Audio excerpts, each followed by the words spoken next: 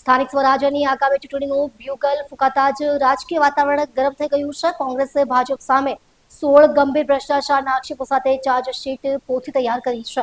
કોંગ્રેસ આ પોથી લઈને લોકો વચ્ચે જશે અને ભાજપના વિકાસના દાવાઓને પડકારશે.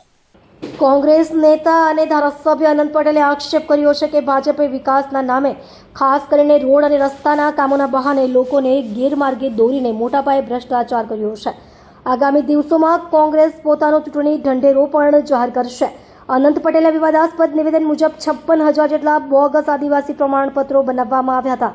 તેમણે કહ્યું કે રબારી, ચારણ અને ભરવાડ સમાજના લોકો જન્મજાત આદિવાસી નથી, તેથી તેમને આદિવાસી પ્રમાણપત્ર આપવા જોઈએ નહીં. આ નિવેદન સામે વિવાદ થવાની સંભાવના છે.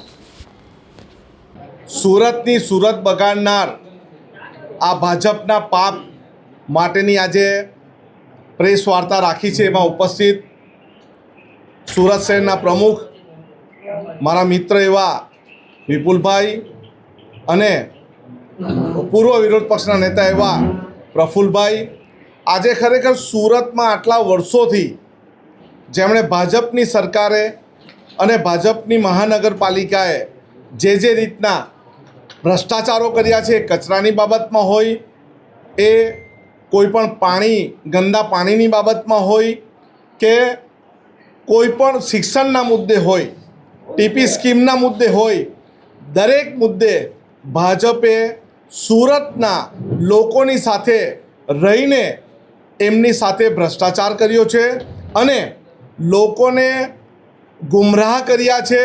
એ કચરાના મુદ્દે હોય, પાણીના મુદ્દે હોય કે શિક્ષણના મુદ્દે, કોઈ પણ મુદ્દે હોય.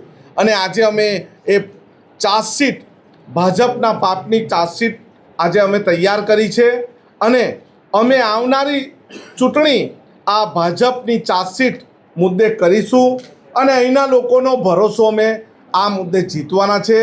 આવનારા સમયમાં મહાનગરપાલિકાની જે ચૂંટણી આવે એમાં અમે ફૂલ જુસ્સા અને જોશથી લોકો અને પ્રજા સમક્ષ જઈશું.